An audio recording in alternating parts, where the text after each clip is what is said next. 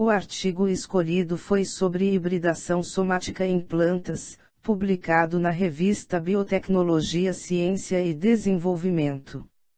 No início do artigo, temos uma apresentação sobre a produção por hectare de culturas como o trigo, soja e arroz, que diz que em meados deste século tais produções cresceram cerca de 100%.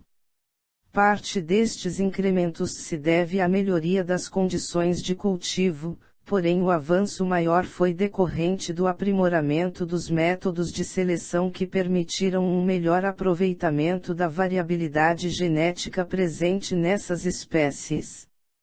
Por outro lado, a contribuição do germoplasma selvagem para esses avanços foi pequena.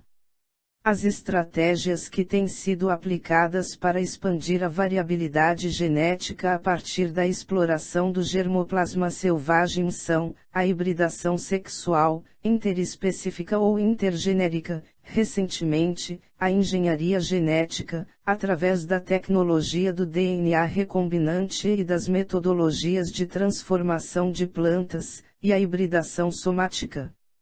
No decorrer do artigo ainda é explicado esses processos de hibridação sexual, interespecífica ou intergenérica, e também a parte da engenharia genética, porém daqui para frente iremos focar na hibridação somática.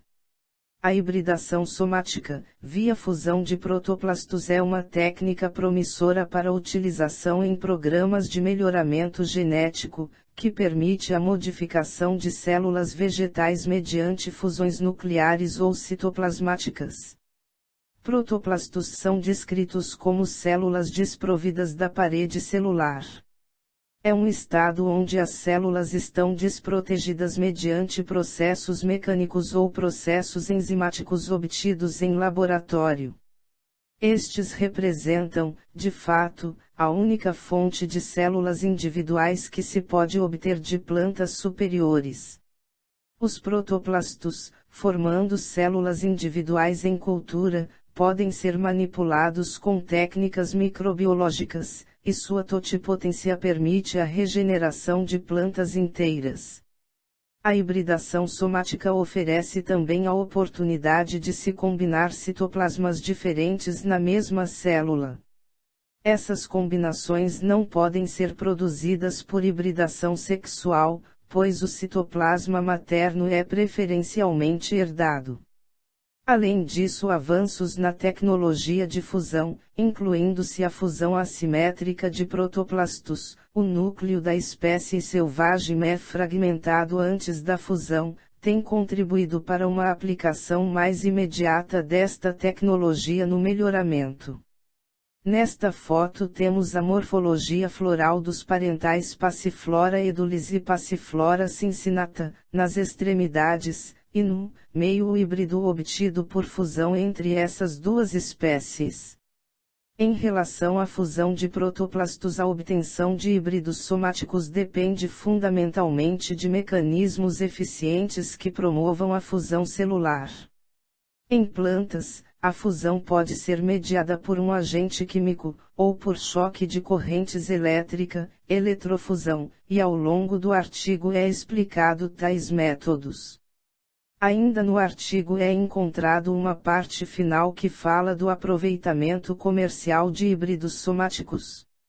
Com uma introdução citando aonde o processo de hibridação somática foi comercialmente usado, e quando começou a ser usado.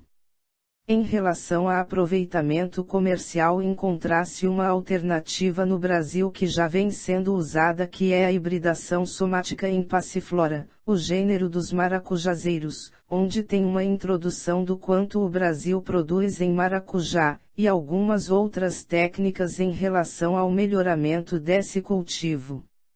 Porém, no caso específico, a hibridação somática, via fusão de protoplastos, representa uma alternativa de transferência de genes do germoplasma selvagem para a espécie cultivada.